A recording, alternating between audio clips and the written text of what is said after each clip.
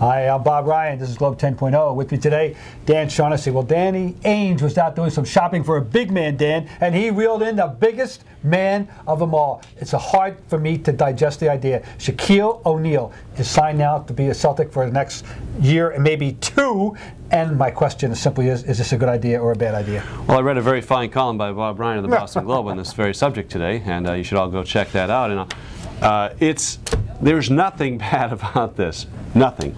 Nothing bad can come of this unless he accidentally hurts somebody in the lane in practice if he rolls over on Rondo in practice, that could be bad. That's about it. There's no downside. There's no money risk on this, relatively speaking. The money is irrelevant. It's a joke.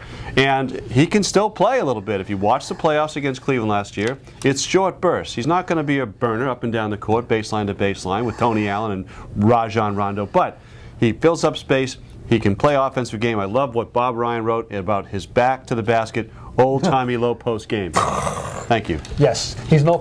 Well, number one, I didn't even mention this enough. I wish I had, by the way, that his rebounding automatically makes him at least as good as any other player they have. He's as good a rebounder still at his old age at 38 as anyone else they have, be it Garnett, be it Perkins, be it anybody else, Jermaine O'Neal. So that's that. Here's two conceivable downsides, Dan. Do you see any, how big these things could be? One is on the court. The pick and roll defense is atrocious. We all know that.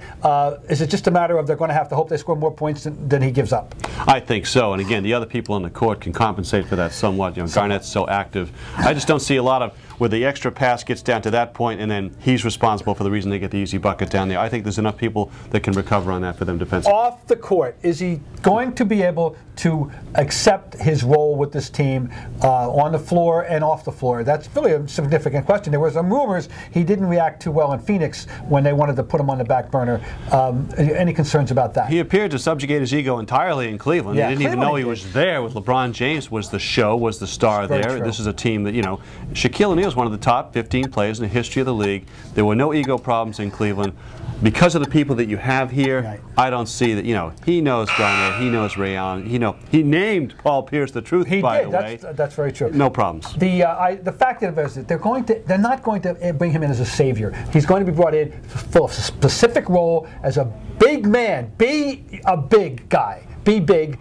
You're going to help us more than, no offense, but Sheldon Williams did. So I'm with Dan. There's just no downside here. Great move, Danny Ainge. Love this.